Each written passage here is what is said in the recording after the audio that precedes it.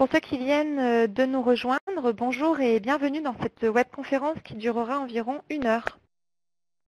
Je suis Sylvie Chapelle de la société Excel Group, je suis ravie de vous accueillir. Sachez que pour le confort de tous, les micros de vos ordinateurs sont coupés. Cependant, n'hésitez pas à nous poser toutes vos questions via le module de chat qui se situe en bas à droite de votre écran. Et sachez également que les slides vous seront transmises d'ici quelques jours. Donc voilà, à toute fin utile, nous vous les transmettrons par mail.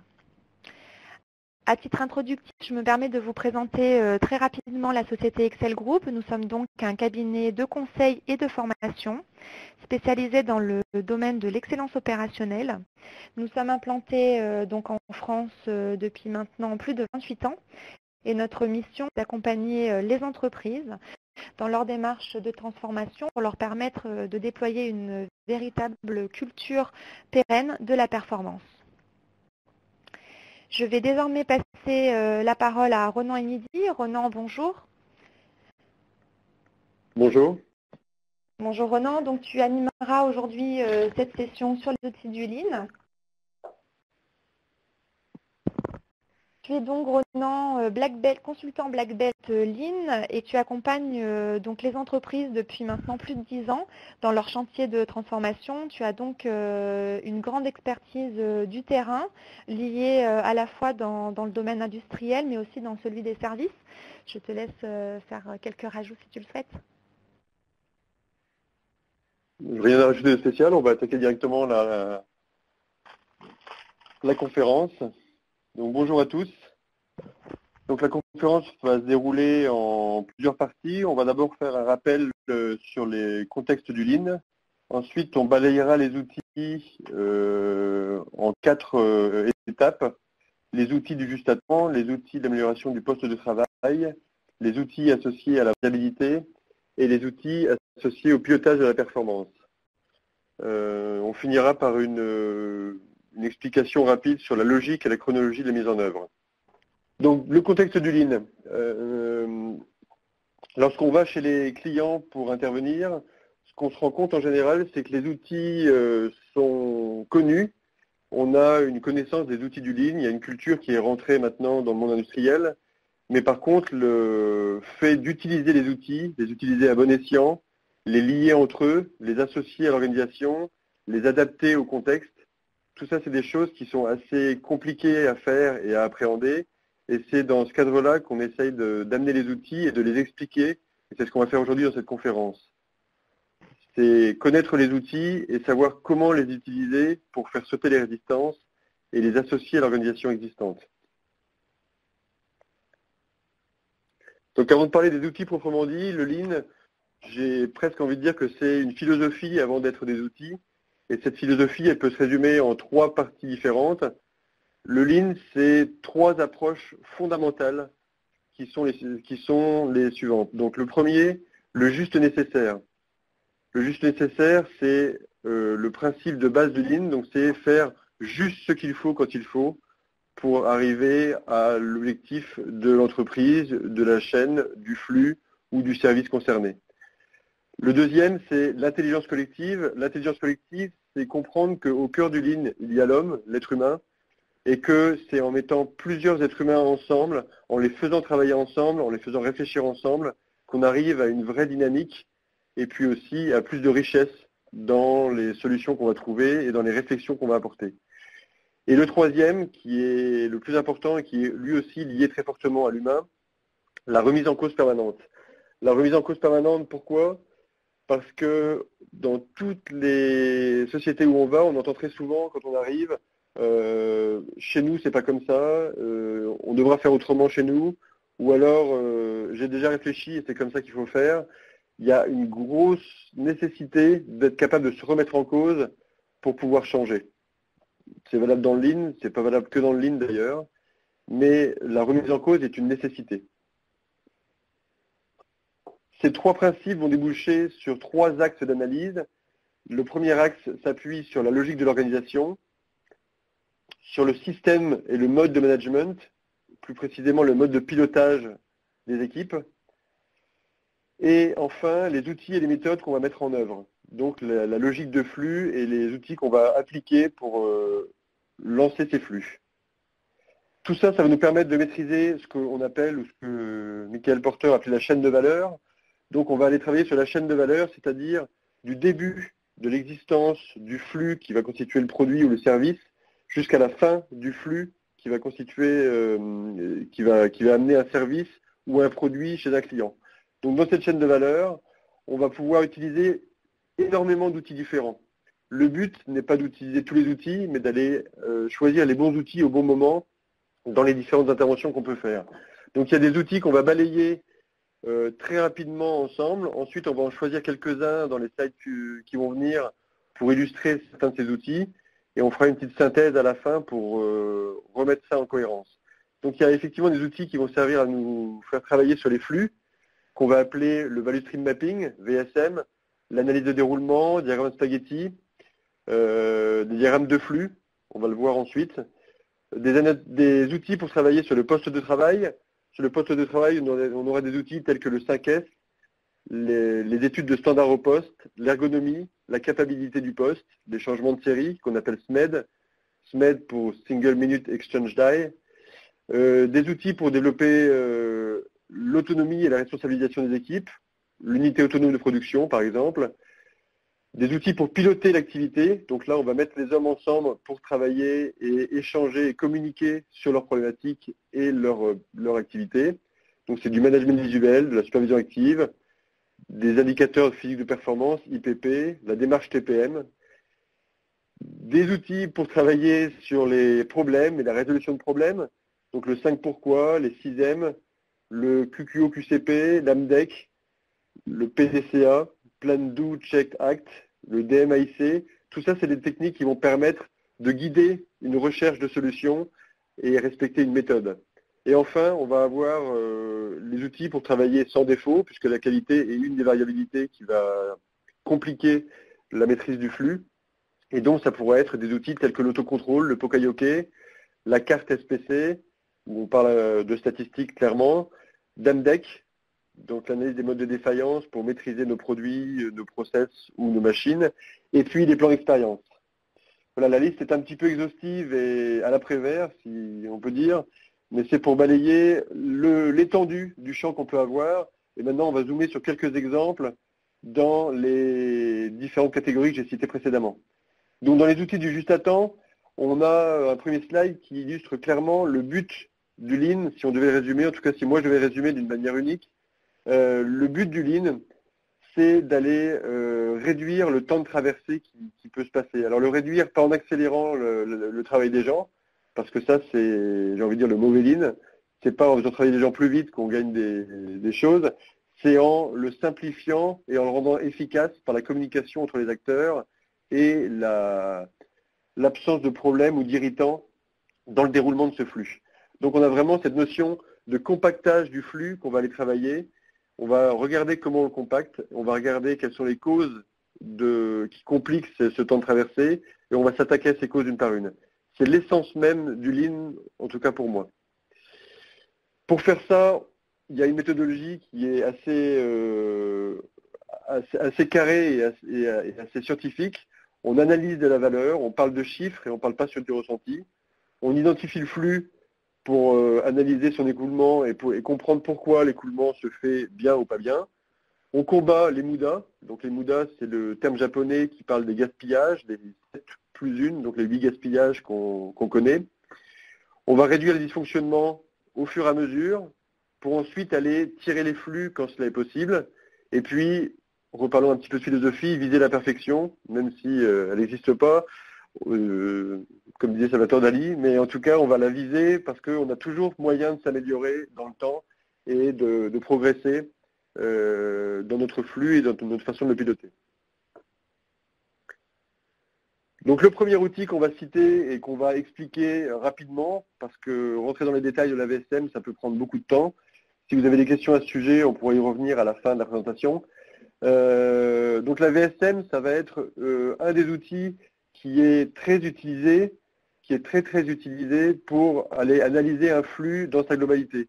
C'est-à-dire qu'on va prendre un produit du début de son entrée dans l'entreprise jusqu'à la sortie, et on va aller en analyser les différentes étapes sur lesquelles on va lui donner la valeur ajoutée, et toutes les étapes qu'il va y avoir entre-temps. Donc en gros, pour rester large, tous les stocks qu'on va générer et les attentes qu'on va avoir entre différentes phases de processus. On va analyser ce flux dans l'état actuel des choses, on va l'analyser avec des boîtes de données, on va arriver à une efficience de flux et à un temps de traversée.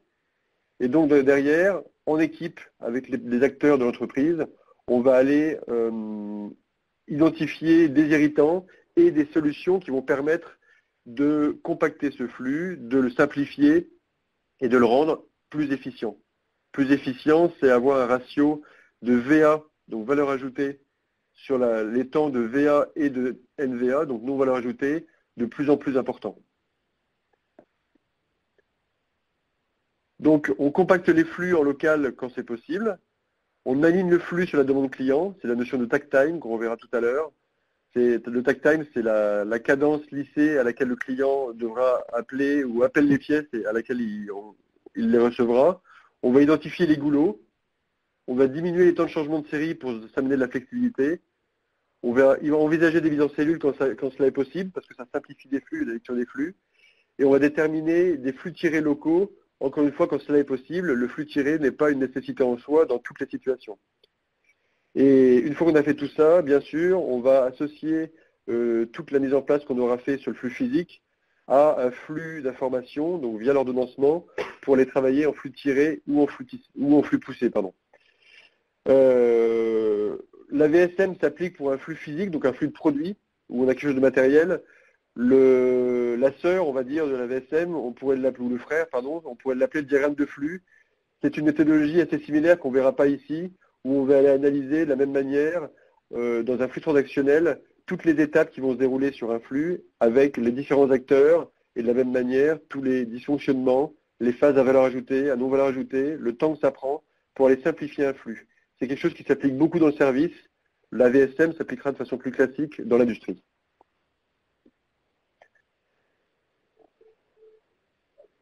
Dans les autres outils d'analyse de flux, on va citer l'analyse de déroulement.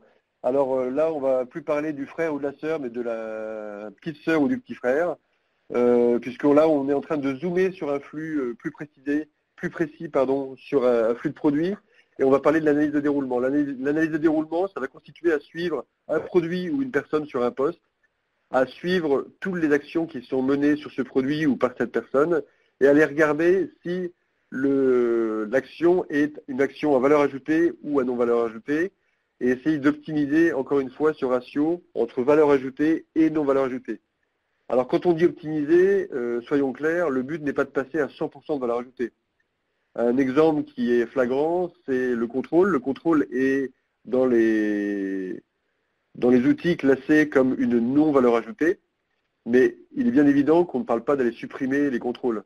Et il y a certaines autres valeurs ajoutées qu'on va être obligé de garder. Les déplacements, par exemple, sont un gaspillage ou une valeur ajoutée qu'on va chercher à optimiser, mais il n'est pas question de supprimer les déplacements, ce qui constituerait quelque chose de tout simplement impossible. Mais par contre, pour travailler sur ces déplacements, il y a un outil simple qui existe, qui est juste dans la deuxième partie du slide, qui est le diagramme spaghetti. Ce diagramme spaghetti, c'est tout bêtement, la spaghetti, c'est les traits qu'on va créer sur le plan de l'atelier ou sur le plan des bureaux qu'on va étudier pour suivre l'activité d'une personne ou le flux d'un produit sur un espace. Et donc, en suivant ce flux, c'est quelque chose de très visuel qui va aider à réaliser les croisements, les illogismes qu'on va voir dans ce flux et à les partager avec les personnes. Plus on aura des outils simples de ce type-là, plus on pourra partager facilement et mettre en évidence une vision partagée de la problématique. C'est le gros défi, et c'est pour ça que les outils Lean sont géniaux d'une part et simples, et c'est peut-être pour ça qu'ils sont géniaux, c'est que c'est d'une façon très visuelle, comme la VSM et comme le reste, d'aller partager une vision du flux pour pouvoir travailler sur son amélioration. Donc, comme autre exemple, et on aura toujours la même logique, il y a le SMED, donc j'ai dit tout à l'heure, Single Minute Exchange Die,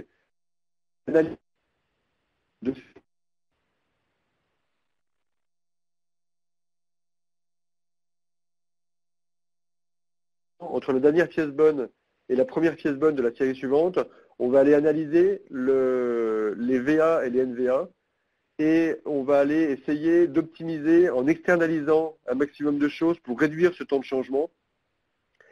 Et après, on va optimiser ce temps de changement pour le rendre le plus court possible. On utilise cette technique-là principalement lorsqu'on va amener de la flexibilité pour pouvoir faire des changements plus souvent, parce que plus on changera facilement d'une série à l'autre, plus on va amener de la flexibilité dans notre ordonnancement et donc aussi dans notre planification et dans notre réactivité.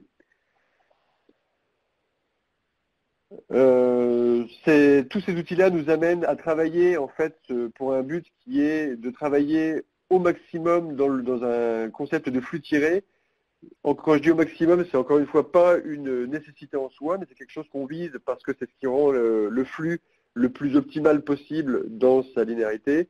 Donc dans cette application de flux tiré, on va travailler sur le takt time qui est associé à la fréquence à laquelle le client doit recevoir un produit régulièrement.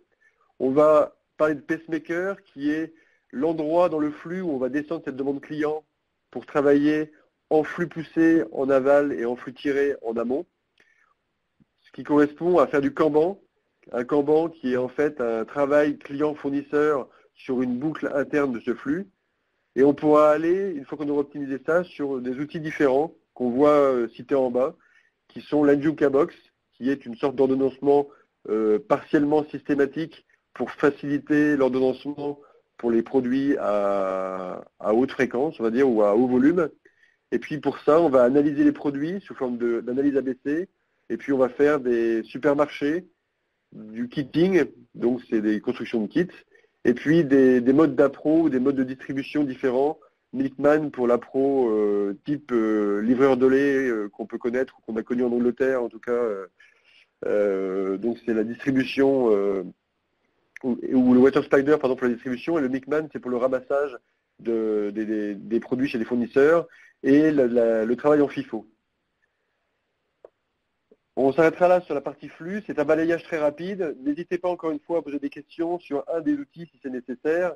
L'idée n'étant pas de vous expliquer comment fonctionnent tous ces outils en détail, mais de vous faire saisir un paramètre de ce qu'il y a dans la boîte à outils, un panorama de tout ce qu'il y a dans la boîte à outils, afin de pouvoir comprendre que cette boîte à outils est très riche et qu'on peut l'utiliser de manière différente suivant les contextes.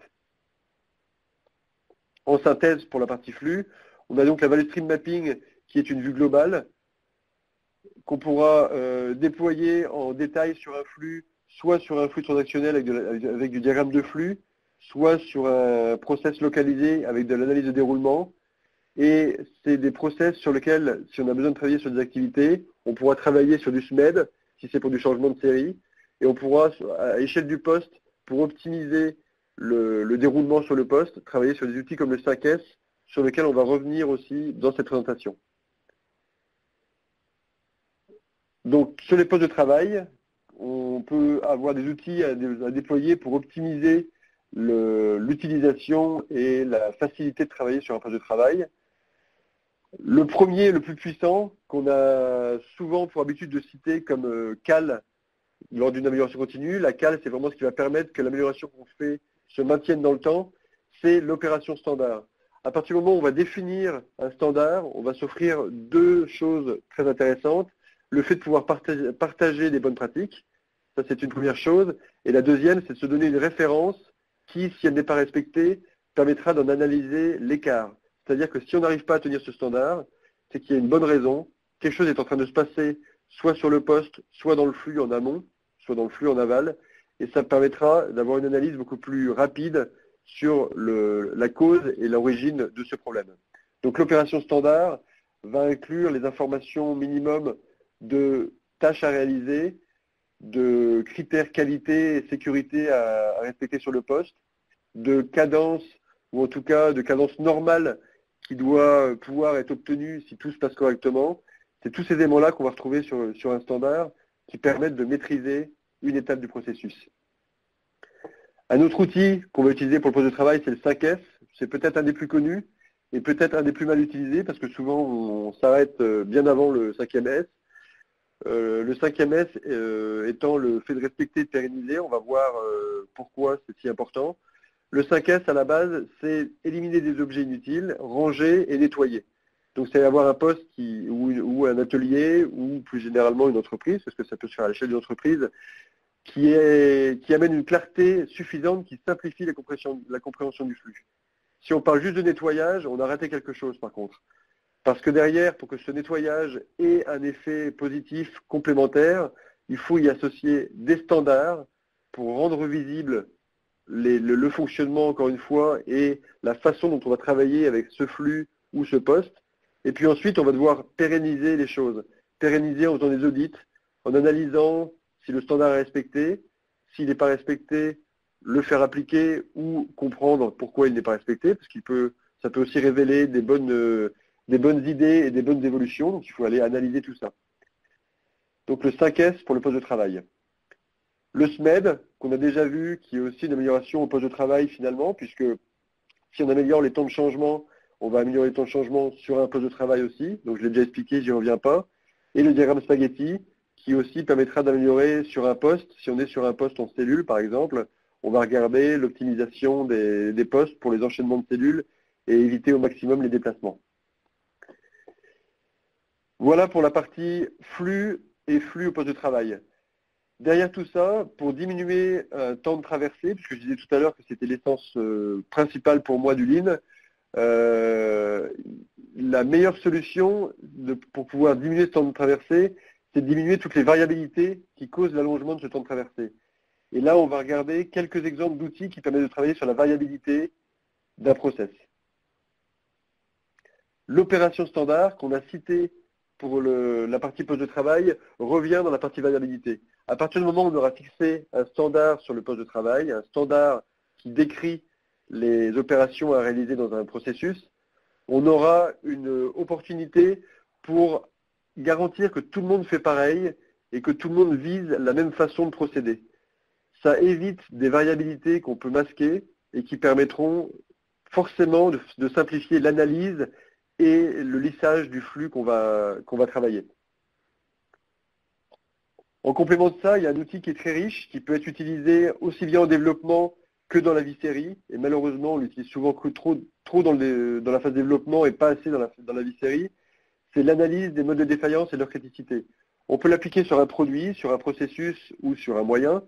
Et cet outil va avoir pour but d'imaginer tout ce qui pourrait se passer mal sur ce produit ou sur ce processus ou sur ce moyen, d'y trouver une cotation, je dirais, sur la gravité, la façon de détecter ce problème, et puis l'occurrence, le nombre de fois où il risque d'arriver, et sur tout ce qui risque d'être grave, courant, et qu'on a du mal à détecter, on va essayer de mettre en place des actions pour améliorer la détection ou l'occurrence, puisque la gravité, elle est figée et elle restera figée dans le calcul. Donc on va mettre en place en équipe, une fois de plus, c'est pas tout seul devant son ordinateur qu'on fait ça, on va mettre en place une équipe qui va travailler sur le flux ou le processus, ou le produit, et qui va analyser des solutions pour amener une maîtrise de la qualité du produit tout au cours du processus. Dans cette maîtrise de la qualité ou de la variabilité, on pourra être amené à travailler, et là je vais rester très large sur le sujet, parce que ça pourrait, et ça fait parfois appel à des webconf uniquement sur le sujet, si ça vous intéresse. On peut aussi être amené à travailler sur la capacité des processus, et donc aller sur le Six Sigma, qui applique l'approche DMAIC, Define, Measure, Analyze, Improve, Control. Donc c'est une logique de déroulement pour aller analyser une variabilité et permettre de s'améliorer dans la répétabilité et la maîtrise de nos paramètres ou de nos résultats. On a encore d'autres termes qu'on connaît, qu'on peut citer. Alors je vais commencer par le deuxième, Andon, qui n'est pas très connu, mais qui en gros symbolise une alarme qui va permettre à la personne de réaliser qu'il se passe quelque chose et de mettre en évidence une action nécessaire.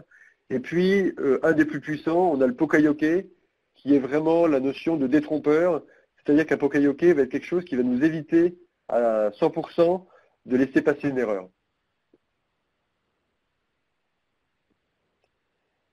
Sur la partie pilotage de la performance, alors on est passé sur le flux, on est passé sur les variabilités, maintenant on va passer sur comment on fait travailler les hommes ensemble et comment on exploite les outils de Lean pour travailler en transversalité et exploiter cette intelligence collective que j'ai décrit au début de la conférence. Donc le sujet le plus large et le plus puissant, je pense, dans le déploiement du Lean, c'est la supervision active et le management visuel. La supervision active, pourquoi c'est quelque chose qui est puissant?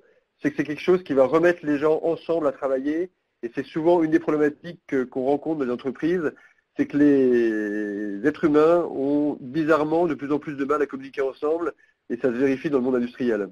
Et cette supervision active et le management visuel va aider cette communication qui est fondamentale dans la réussite d'une démarche de transformation et dans la réussite d'une entreprise tout court d'ailleurs à mon avis. Donc différents outils peuvent être déclinés dans ce management de la performance par la supervision active.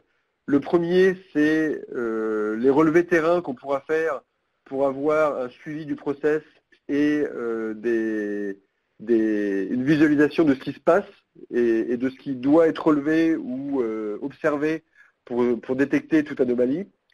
On va associer ça à des indicateurs de pilotage. Tout ce qui se partage doit être amené à une mesure pour amener du concret et du factuel sur les sujets qu'on va étudier. Donc on doit avoir des indicateurs qui aident à piloter, des indicateurs qu'on va venir placer sur un tableau de bord, donc un tableau de bord qui va venir décrire dans les axes SQDC, sécurité, qualité, délai et coût, tous les sujets qui méritent d'être remontés. Donc un indicateur nous alertera sur le fait qu'on doit intervenir sur ce critère-là, puisqu'on a un décalage par rapport à l'objectif. Et derrière, on va aller travailler sur les plans d'action qui sont nécessaires, les personnes qui sont impliquées sur ce sujet-là, et puis piloter l'activité associée. Pour la piloter, on fera donc des réunions opérationnelles qui sont orientées performance, amélioration.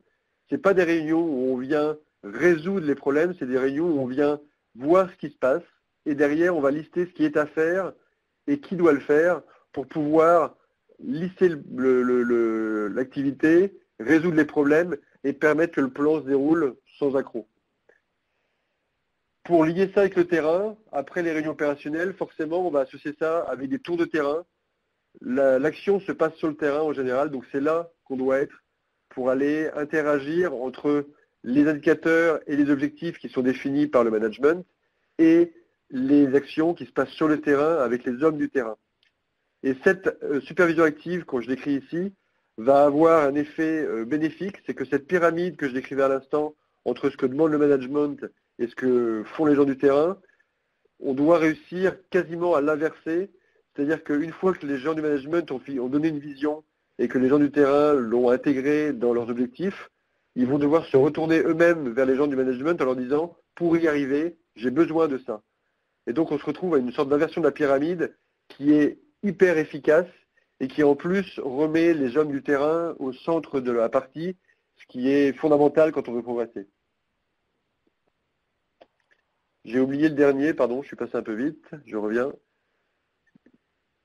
Le passage de consignes, puisque effectivement, au-delà des réunions opérationnelles, entre les équipes, lorsqu'on est en 2-8, en 3-8 ou en 5-8, il y a aussi des communications à assurer et à structurer pour garantir l'efficacité de ces communications. Quand on est en fin d'une équipe, on est fatigué. Si on n'a pas une structure ou un rituel minimum pour passer les consignes, on va penser à ce qui est important pour nous, ce qui n'est pas forcément important pour l'autre. On va zapper des choses, on va oublier des informations. Quand ce passage de consigne est un élément aussi fondamental que les autres que j'ai cités auparavant. Une fois qu'on va travailler avec le pilotage de la performance, on va bien sûr faire que tout se déroule normalement et avec le moins d'accros possible, mais des accros, on va en trouver. S'il n'y avait pas d'accros, il n'y aurait pas de résolution de problème, et donc on va travailler sur la résolution de problème. Alors il y a pléthore d'outils qui peuvent être utilisés pour travailler sur la résolution de problèmes, du PDCA au QRQC, en passant par les AMDEC ou les 8D.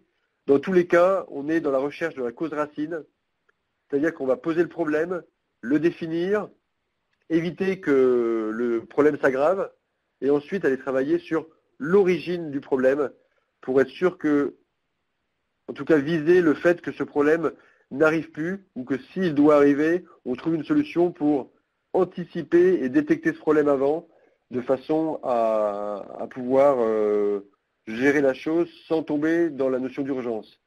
On est vraiment dans cette notion d'anticipation qui est le deuxième maître mot qu'on doit avoir dans le déploiement du Lean.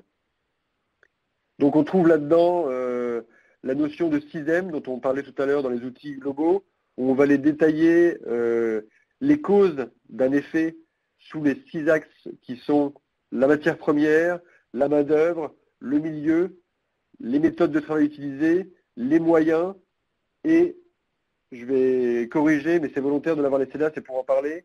Pas forcément parler du management, parce que si on commence à parler du management qui est associé à un problème, on s'enlève un mode de communication dans les équipes avec lesquelles on va travailler, et on parlera plutôt de la mesure, qui elle par contre peut être aussi un facteur qui peut perturber l'analyse qu'on fait d'un effet ou d'un dysfonctionnement.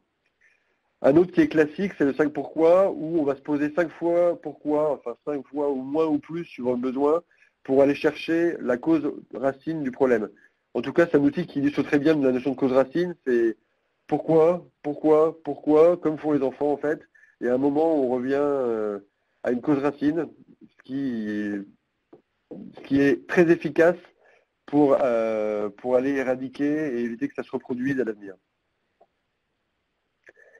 Derrière, on va avoir associé à ce dont on parlait tout à l'heure sur la variabilité, des documents qu'on peut mettre en place qui sont visuels, qui sont du management de la performance, donc des cartes de contrôle, c'est un des éléments les plus simples qu'on peut utiliser, qui, par une analyse assez simple, peuvent permettre de détecter, avant qu'on tombe dans le mauvais, une évolution risquée qui mérite analyse et correction, soit sur le processus, soit sur le produit, soit sur le mode opératoire des personnes. Et ensuite, on va aller travailler, par exemple, sur des unités autonomes de production, c'est-à-dire qu'une fois qu'on travaille en équipe et qu'on pilote la performance via les réunions et les outils que j'ai décrits tout à l'heure dans le pilotage de la performance, on va pouvoir créer des équipes autonomes. Autonome ne veut pas dire indépendantes, mais des équipes qui auront un niveau d'autonomie qui leur permettra entre eux de pouvoir prendre des décisions et d'avancer grâce à leur communication transverse et de pouvoir dérouler un fonctionnement en petite entreprise qui, quand ils trouveront leurs limites, pourront se tourner vers le management, tous les services supports, pour pouvoir les aider à avancer et à faire évoluer leur amélioration continue et résoudre leurs problèmes. Tout cela, on va l'associer, et c'était sur le premier slide sur le management de la performance, à un management visuel. Tout ce qu'on doit faire doit pouvoir être rendu assez lisible et assez simple. Il faut se mettre à la place d'un nouveau qui arrive dans une société et essayer d'imaginer que le flux ou la façon dont les gens travaillent doit pouvoir être comprise assez rapidement. On entend trop souvent dans les entreprises des gens dire « ça sert à rien de faire ça, on sait très bien » ou « pas la peine de lui écrire ça, le gars il sait ce qu'il a à faire ou alors il fait mal son boulot ». C'est pas comme ça que ça marche. On doit simplifier la vie des gens pour leur laisser le temps de travailler sur l'amélioration continue et se recentrer sur son métier et non pas l'anticipation des problèmes ou se souvenir qu'on m'a dit ça un jour et puis on m'a dit ça un autre jour. À la fin, on a la tête pleine de plein de choses à se souvenir et donc on doit simplifier ce mode de communication et cette lisibilité du process et de l'implantation. L'outil complémentaire qu'on cite ici, c'est la TPM. Donc la TPM pour Total Productive Maintenance. C'est la logique qu'on va appliquer d'anticipation que j'ai cité tout à l'heure à la maintenance des équipements. Donc suivant les 5 piliers de la TPM qui sont l'automaintenance, c'est-à-dire l'application des gens du terrain à la maintenance planifiée, où on anticipe les besoins de maintenance et on les planifie, on en tient compte dans la planification de la production, l'ingénierie préventive pour aller travailler sur de l'anticipation dès le début du développement, et si ce n'est pas dès le début, au moins après, dans la mise en place de la maintenance, anticiper de manière préventive et pas faire du curatif. former les gens à la pratique et puis ensuite associer la TPM à la qualité du produit et donc être en phase avec, avec cette notion de qualité sur le produit et la qualité des machines qui délivrent ce produit. Voilà un balayage des outils qui est somme toute assez rapide, mais qui vous permet de voir, enfin j'espère, et vous allez me le dire après dans les questions que vous allez poser, mais qui permet de voir à quel point il y a beaucoup de richesse dans les outils du Lean. Donc une fois qu'on ouvre cette boîte à outils, on peut aller piocher le bon outil et aller résoudre énormément de problèmes dans une société et aller, j'irai même plus loin, aller transformer une société en emmenant tout le monde avec nous. C'est ça la force, c'est que ces outils impliquent beaucoup de personnes à tous les niveaux, et c'est ça qui fait la force, encore une fois, c'est que tout le monde va se mettre à travailler ensemble avec ces différents outils pour aller vers l'amélioration continue, ce qui est bénéfique à l'entreprise elle-même, mais aussi bénéfique aux employés de l'entreprise. Et c'est comme ça que travaille XL avec le Lean, et pas autrement. Et c'est comme ça qu'on doit travailler, à mon avis. Donc, il y a donc une logique de transformation. Pardon, je suis passé sur 2 slides. Cette logique, je l'ai décrite tout à l'heure en parlant de la cale. La cale, c'est ce qu'on voit en jaune sur ce dessin. Ce dessin, c'est ce qu'on appelle la roue de Denning, la roue de l'amélioration continue, où on va pousser cette roue vers le haut pour réussir à s'améliorer tout le temps, soit de manière rapide avec l'amélioration par percée, donc en mode Kaizen, où on va aller réunir des personnes ensemble et sur un temps assez court, les faire travailler sur un sujet pour passer un cap. Et on va travailler avec l'amélioration continue de manière plus douce, ou en tout cas plus au jour le jour, avec la supervision active, le management visuel, les standards, la TPM, tous ces outils-là, on va améliorer les choses. Et pour éviter que la roue tombe en arrière, ce qui serait le naturel d'une roue sur une pente, eh bien on va caler les systèmes avec des systèmes de management de la qualité, du standard, du pilotage, des indicateurs qui permettent de détecter que la roue risque de glisser ou de l'empêcher de glisser tout simplement parce qu'on a calé le système. Et cette démarche, elle est puissante puisqu'on a une approche descendante et ascendante du coup. Puisqu'une fois qu'on aura défini la démarche qui est à mener par avec et par le management, parce que c'est le management qui va amener cette vision. On va y revenir sur un des derniers slides qui me tient beaucoup à cœur. On va avoir des projets qui vont être identifiés sur le terrain et ces projets vont remonter vers la direction parce que les projets vont avoir besoin soit de priorisation, soit d'argent tout simplement pour les réaliser. En tout cas, on va avoir besoin du soutien de l'organisation et donc on va avoir ce phénomène de vase communicant du bas vers le haut et du haut vers le bas, si on prend l'image de la pyramide, qui va créer une communication qui est fondamentale pour transformer une entreprise. Et cette communication qu'on a décrite sur le slide précédent, verticale du haut vers le bas, du bas vers le haut, elle est représentée ici sur un autre slide qui est le dernier de la présentation sur la partie purement ligne et outils. C'est-à-dire que si on arrive dans la démarche à donner une vision donc, qui est donnée par les managers, donc le haut de la pyramide, on va dire, si on est cette pyramide de la communication, si cette vision est donnée, on va créer une envie de transformer la société puisqu'on voit où est-ce qu'on veut aller. Cette envie va être ressentie par tout le monde. On va lancer des chantiers et des chantiers simples et visuels au début qui vont donner de la confiance aux gens sur le terrain. Donc les gens vont se mettre en confiance et la confiance donne de l'énergie. Et de cette énergie et de cette envie, si la société a des valeurs qui sont bonnes, et bien le résultat de ce mélange entre cette énergie et cette envie, ça va être un engagement global des personnes. Et c'est dans cette notion d'engagement global qu'on va réussir une transformation en utilisant les outils du Lean que j'ai décrits ici. Voilà, le balayage est assez rapide, mais je pense que c'est préférable de balayer de cette façon-là et de se laisser du temps sur les questions qu'on va pouvoir attaquer bientôt. On finit d'abord la présentation et on va sur les questions ensuite.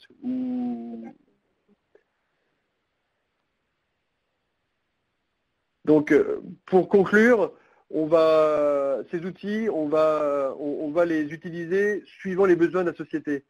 Une société peut avoir des besoins différents suivant ses problématiques. Une société peut avoir besoin de travailler soit sur le délai, sur la flexibilité, soit sur la qualité proprement du produit, soit sur le management et le pilotage des équipes.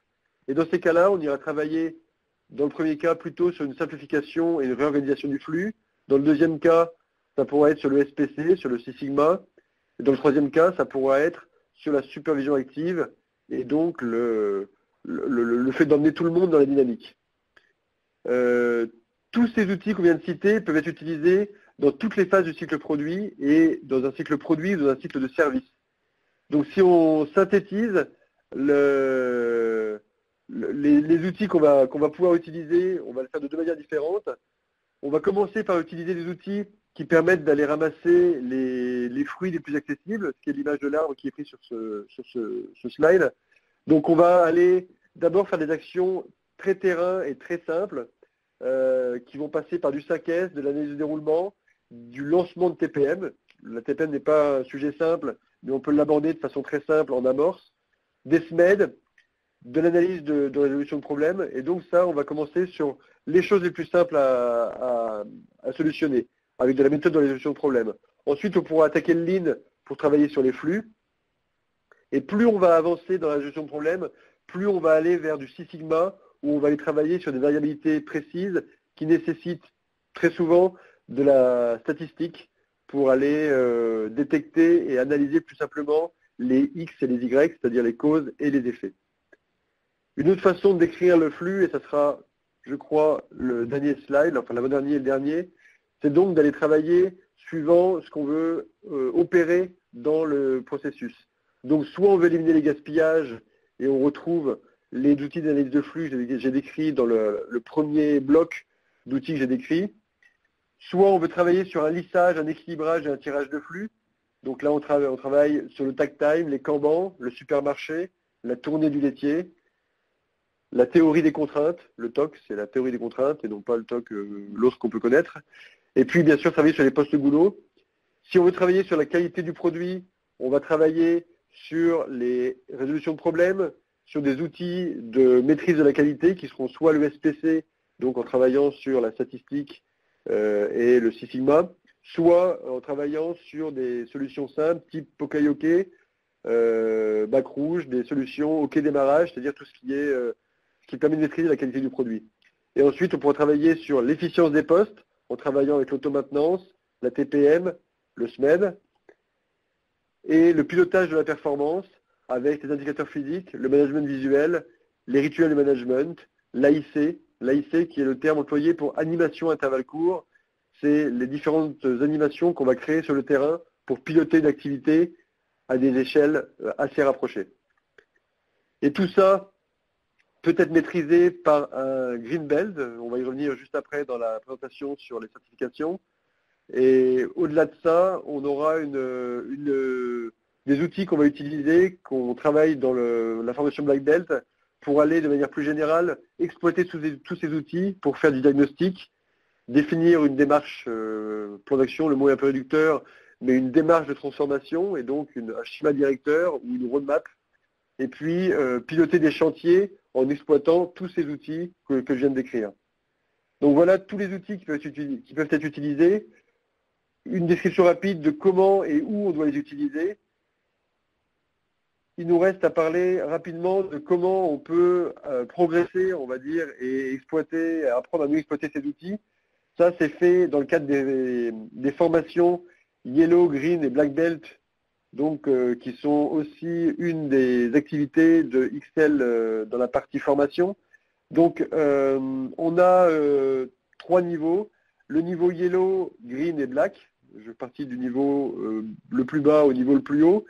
L'idée étant, je ne vais pas décrire tout le slide en détail, mais plus on avance dans les niveaux, plus on monte dans l'autonomie et dans l'aptitude à mener des chantiers larges ou une démarche globale dans une entreprise. Donc ces formations sont le Yellow Belt, une formation qui est une formation de 3 jours, le Green Belt, une formation de 6 jours, et le Black Belt, une formation de 12 jours dans le cas où on est sur un Black Belt industrie, et une formation de 9 jours dans le cas où on est sur un black belt service. La raison étant que dans le service, il y a des outils, je ne vais pas tout expliquer en détail, mais tels que le Kanban, la VSM complexe et le SPC, les statistiques, qu'on ne voit pas de manière détaillée et qui donc allègent le nombre de jours sur le black belt service. Voilà, donc tout ça, on peut le retrouver dans le catalogue de formation. Je vais relaisser la main à Sylvie sur la suite des questions-réponses. Et je me tiens à votre disposition et je vous remercie. Merci Ronan. Alors effectivement, donc on a beaucoup de questions, je vois que l'heure tourne, mais on va prendre donc le temps d'y répondre. Alors la première question est celle-ci. Quelle est votre recommandation pour un environnement administratif achat en termes d'outils? Quels outils utiliser dans le cadre, donc du coup tu étais en train d'en parler justement des services peut-être pour ce qui est de l'environnement administration ou celui des achats? Donc là, on est typiquement dans du lean service, effectivement. On intervient dans les services achats, on le fait chez des clients en ce moment. Je le fais personnellement chez un client. Et on a un collègue avec qui je suis intervenu et qui continue à intervenir sur un autre service achat. Dans les services achats, en fait, on passe notre temps à penser que le lean service et le lean industrie sont des choses complètement différentes et assez complexes.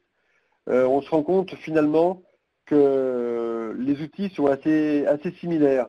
On va dans un service achat, je ne vais pas pouvoir citer tous les outils maintenant, mais lorsqu'on fait les diagnostics et après quand on déploie nos chantiers pour aller améliorer le fonctionnement, on travaille beaucoup avec le diagramme de flux pour aller analyser les dysfonctionnements qui existent dans les processus services associés ou dans lesquels sont associés les achats. Et une fois qu'on a travaillé sur ces processus, on va aller simplifier ces processus en trouvant des solutions, donc des standards et des modes de fonctionnement.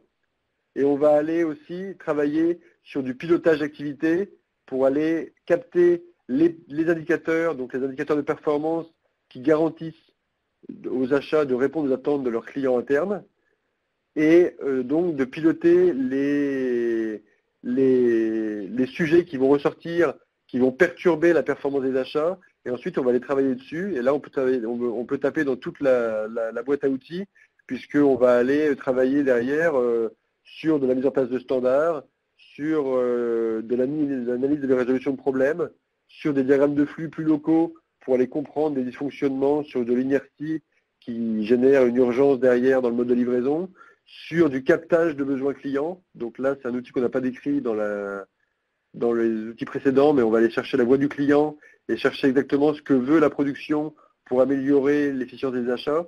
Et on va vite retourner potentiellement sur de la supply chain si on le souhaite, puisque l'achat s'intègre complètement dans la supply chain et donc dans le flux entre la demande du client et la définition du besoin au fournisseur. Donc, beaucoup d'outils utilisables, les plus classiques, diagramme de flux, pilotage de la performance. Alors une autre question qui rejoint un peu celle-ci, quels sont les outils recommandés, mais cette fois-ci pour les services supports, mais dans un milieu à proprement parler industriel? Alors pour les services supports dans un milieu industriel, la force du Lean, c'est de remettre ensemble les services supports et les services production. Donc là, la réponse va être très rapide. Les outils seront exactement les mêmes que ceux dans l'industriel, à quelques bémols près, parce que forcément, on n'aura pas autant d'applications sur l'opérationnel du quotidien. Mais la force d'un service support, c'est de réussir à se connecter avec l'opérationnel terrain. Donc, il y a les mêmes outils que dans l'industrie pourront être utilisés sur un service support. Après, suivant le service support concerné, on pourra rentrer dans quelques subtilités, mais c'est les mêmes outils. Alors une autre question qui concerne cette fois-ci l'approche. Donc pour sensibiliser sa direction, la question est la suivante. Quelle est selon vous la meilleure approche quand le besoin existe mais que la direction n'est pas convaincue de la démarche Lean? Alors, effectivement, une des prérogatives à la réussite d'une démarche, c'est de réussir à faire adhérer la direction. Et si elle n'adhère pas, toute démarche est, je pense, quasiment vouée à l'échec. Donc il faut trouver assez rapidement des choses qui vont faire bouger la direction. Et la direction, même si la direction, c'est des hommes qui sont présents dans une entreprise pour en garantir une chose en priorité. C'est sûrement pas la seule, mais en priorité, c'est d'en assurer la rentabilité. Et donc, la première chose qu'il faut réfléchir et qu'il faut réussir à mettre en évidence, et c'est pas toujours évident à court terme, en tout cas de l'illustrer avec des chiffres fermes et clairs, c'est d'aller mettre en évidence l'impact de l'entreprise sur, enfin l'impact des actions lancées avec des gains et des gains en coût. Donc il faut aller chiffrer le changement dans les indicateurs que la direction utilise pour voir la performance de l'entreprise et l'associer à des gains. Les actions qui sont lancées doivent amener des gains. Ça, c'est la première chose que je vais citer. La deuxième, c'est, je disais que c'était des hommes qui cherchent à faire que l'entreprise soit rentable pour continuer à exister, mais dans cette phrase-là, il y avait le mot homme. Et quand les gens voient que la communication est améliorée grâce au chantier qu'on lance et que cette communication qui est améliorée amène de la réactivité, les gens sont preneurs parce qu'ils voient que cette réactivité, elle aura un impact direct sur un sujet très précis, c'est le client. Donc si on leur prouve et si on arrive à leur démontrer de manière très factuelle que la communication est établie entre les hommes et que ça crée une communication qui est saine et qui est vertueuse pour le quotidien de l'entreprise et qu'en plus elle amène de la réactivité qui est visible par le client, c'est gagné. Donc des gains, montrer de la communication en interne et montrer que cette communication amène une réactivité améliorée pour le client. Voilà les trois aspects principaux que je citerai pour emmener une direction avec nous dans la démarche.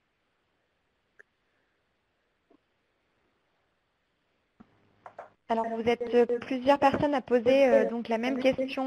Par quel outil faut-il commencer Existe-t-il une logique dans l'utilisation des outils? Alors, il y a une logique dans le déploiement des outils, mais cette logique, elle est spécifique à chaque entreprise. On peut pas, si on savait écrire, ou quelqu'un a peut-être déjà essayé, et d'ailleurs certains ont déjà essayé, on pourrait imaginer qu'il suffit de prendre le premier outil, l'appliquer, le deuxième outil, l'appliquer, le troisième, et puis à la fin du livre, on a l'entreprise transformée et l'entreprise dont on rêvait. C'est pas aussi simple que ça parce que ça va s'associer à l'histoire de l'entreprise, à la problématique qu'on va rencontrer, à la priorité de l'entreprise suivant le contexte dans lequel elle se trouve au niveau économique et au niveau positionnement avec les clients. Donc la réponse n'est pas aussi simple que ça, il n'y a pas un outil par lequel on peut commencer. Donc j'ai envie de m'interdire de répondre à cette question. En tout cas, nous, l'outil qu'on utilise, clairement, c'est le diagnostic. C'est-à-dire que quand on va dans une entreprise, on commence par faire un diagnostic de l'entreprise pour comprendre ce qui se passe dans l'entreprise et choisir les premiers outils qu'on va travailler. La seule chose que je peux dire, c'est que dans les premiers outils qu'on lancera après le diagnostic, il y aura des outils, parmi les premiers outils qu'on utilisera, il y aura des outils qui sont très simples et très humbles. Ce que je veux dire par là, c'est qu'on commencera par lancer des choses qui sont très visuelles, très visibles et à impact très rapidement visible et qui implique les gens du terrain. Parce que c'est comme ça qu'on démarre une démarche. Alors du coup, il y a plusieurs questions également qui viennent sur des outils spécifiques. Alors l'AMDEC est-elle la méthode de l'analyse des risques? Et puis une autre question dans la foulée, que signifie, alors c'est marqué 8D, mais j'imagine que c'est peut-être G8D. Alors l'AMDEX, c'est en gros une analyse de risque qualité associée à un produit, à un projet, à un process. Donc c'est très proche de l'analyse des risques. Donc l'AMDEX, c'est l'analyse des modes de défaillance et de leur criticité. On identifie des risques et on regarde si ces risques sont graves, quelle est leur occurrence qu'on imagine ou alors qu'on vérifie en vie série, et puis quels sont les moyens de détection qu'on peut appliquer. Donc on est dans l'AMDEC. Le 8D,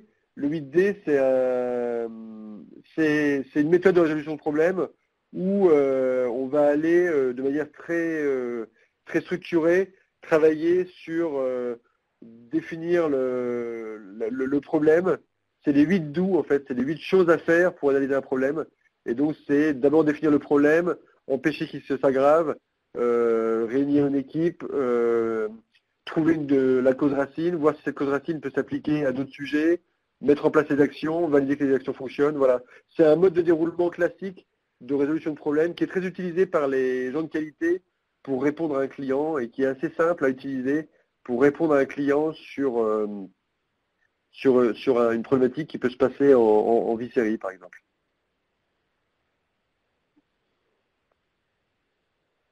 Voilà. Alors, on peut prendre encore quelques minutes, Ronan, si tu veux bien, pour encore quelques questions.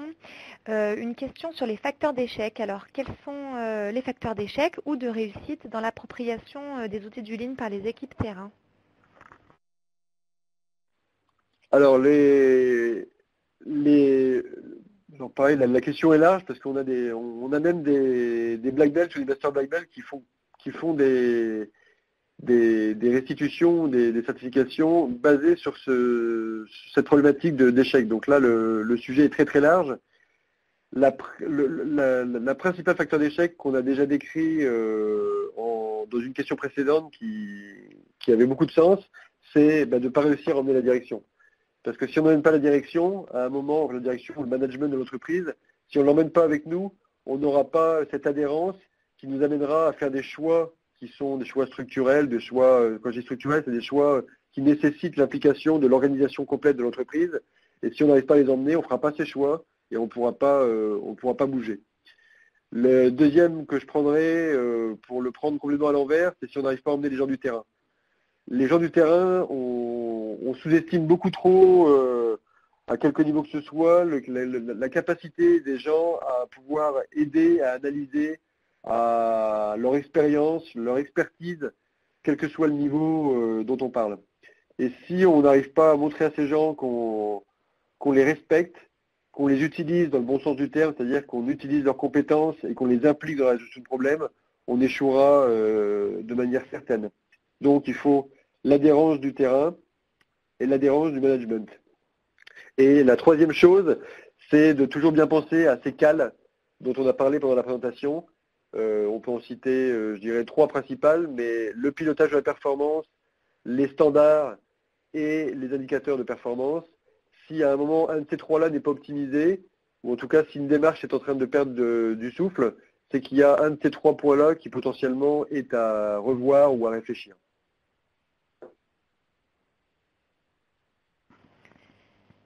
Alors, quelqu'un a rebondi sur le fait de comment s'y prendre pour convaincre la direction. Alors, vous parliez de convaincre la direction par des mises en œuvre du Lean et en montrer les bénéfices, mais il faut avant tout convaincre la direction. Mais comment? Donc, du coup, tu as en partie répondu, mais est-ce que du coup, il y aurait une précision à apporter par rapport à cette thématique? Alors, je pensais avoir répondu, donc je vais essayer de préciser. La direction, je l'ai dit tout à l'heure, la direction, c'est des hommes qui managent une entreprise pour la rendre rentable, pour qu'elle existe. Je vais essayer de reformuler comme ça. Si la réponse n'est pas bonne, vous me redirez. Et je pourrais aussi y répondre hors webconf si c'est nécessaire. Mais pour ça, elle a besoin que les actions qu'on lance vont favoriser sa rentabilité, c'est le premier point.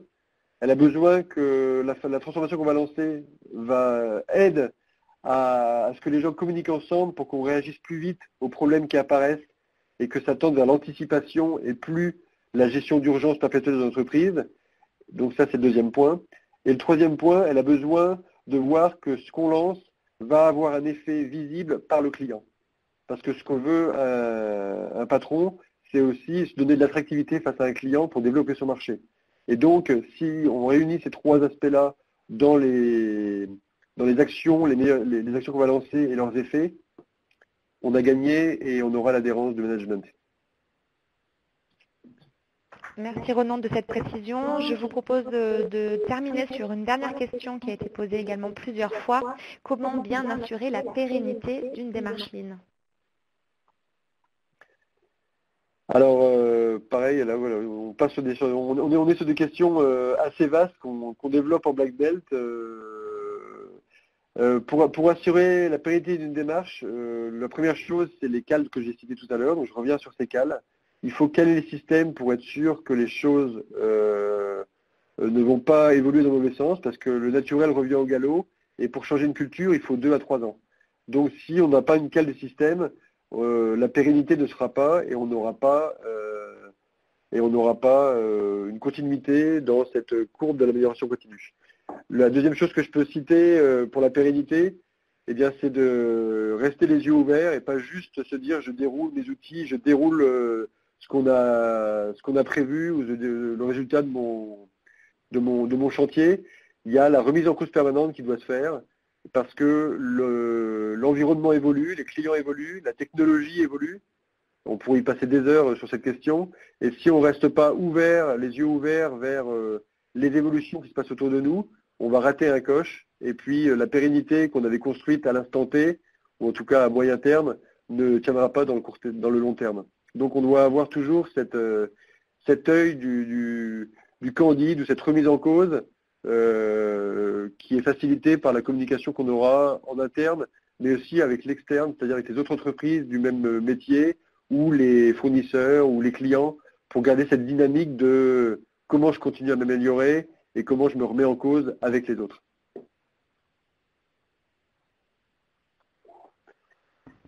Merci Ronan, merci pour donc d'avoir pris le temps de répondre à toutes ces questions. Merci également pour cette riche présentation. Il est vrai qu'en 1 heure aborder les outils du Lean, c'était pas quelque chose de facile. Ça reste donc une vue d'ensemble avec donc dans la perspective dans le futur d'avancer sur certains des outils, d'approfondir. Donc n'hésitez pas si vous avez de nouveau des questions qui vous viennent à l'esprit, vous pouvez toujours nous les poser en nous écrivant un petit mail ou alors en chattant avec nous sur l'un de nos sites. Je vous propose donc également de nous rejoindre pour des prochaines sessions qui porteront donc encore une fois sur le Lean avec le Kaizen et la conduite du changement. Cette web formation se déroulera donc le 29 avril. Nous vous enverrons bien sûr une petite invitation pour que vous puissiez vous inscrire. Et la méthode statistique des procédés, donc MSP, le 20 mai, donc plus sur des thématiques, si je ne me trompe pas, Renan, tu m'arrêtes tout de suite si je me trompe, mais il me semble que c'est du Lean Six Sigma, du coup, pour le mois de mai. Voilà, et d'autres dates à venir, bien sûr, pour les mois de juin et puis après pour la rentrée en septembre. Merci à tous d'avoir pris le temps de participer à cet événement aujourd'hui. Nous vous souhaitons donc une bonne fin de journée et un bon week-end à venir. À bientôt. Au revoir. Au revoir.